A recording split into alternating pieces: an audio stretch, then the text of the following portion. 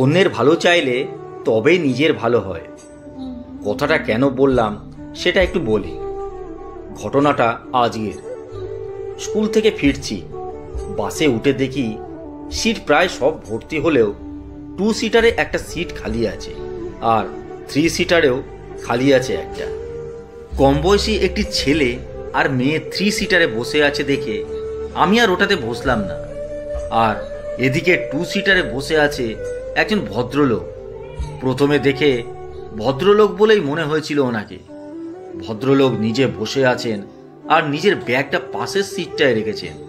আমি যখন বললাম, দাদা ব্যাগটা একটু তুলবেন, তাহলে বসতে পারি, কথাটা শুনে আমার দিকে এমন একটা বিচ্ছিরিভাবে তাকালেন, মনে হলো এটা বলে যেন বিরাট অপরাধ করে ফেলেছি।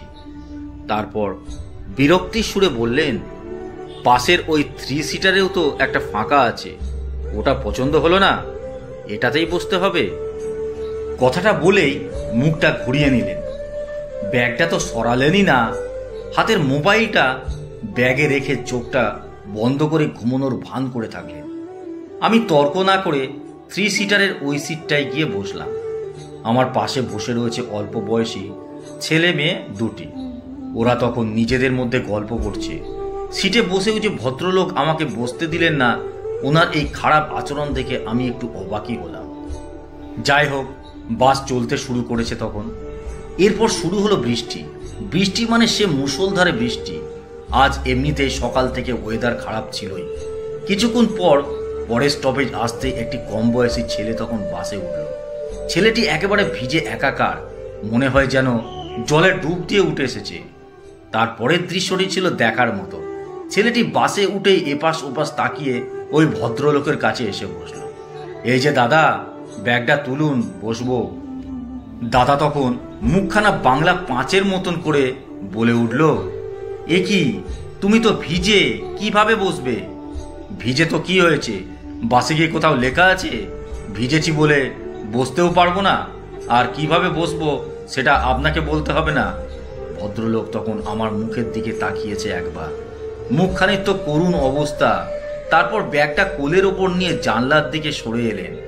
ভিজে জামা প্যান্ট নিয়ে ওই অবস্থাতে ছেলেটি ওনার পাশে বসলো। দেখছি ছেলেটির ভিজে জামাতে ওনার জামাও ভিজে যাচ্ছে, আর উনি খুব বিরক্ত বোধ করছেন। বৃষ্টিতে না ভিজেও ওনাকে ভিজতে হচ্ছে, আর উনি নিজেকে বাঁচানো শুরু করেছেন। ওইভাবে কি বাঁচানো যায়? উনি ভিজতে না চাইলেও যে ওনাকে ভিজতে যে হবেই। উনি যেখানে বসেছেন ওই জানলা দিয়ে হঠাৎ করে বৃষ্টির জল আবার ওনার গায়ে পড়তে শুরু করেছে। 5 মিনিট বসে থাকলে মোটামুটি উনি পুরোটাই ভিজে যাবেন। হয় ভিজতে হবে, তা না হলে উঠে দাঁড়াতে হবে। শেষমেশ উনি উঠে এসেই দাঁড়ালেন। বাসের সব যাত্রী তখন বসে, আর একমাত্র উনি দাঁড়িয়ে আছেন। আর আমি দেখার মতো বস্তুটিকে দেখছি।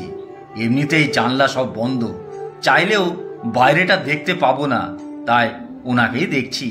বুঝলাম অন্যের ভালো না চাইলে নিজের ভালো কিছুতেই হয় না, কর্মফল বলে কিছু তো একটা আছেই।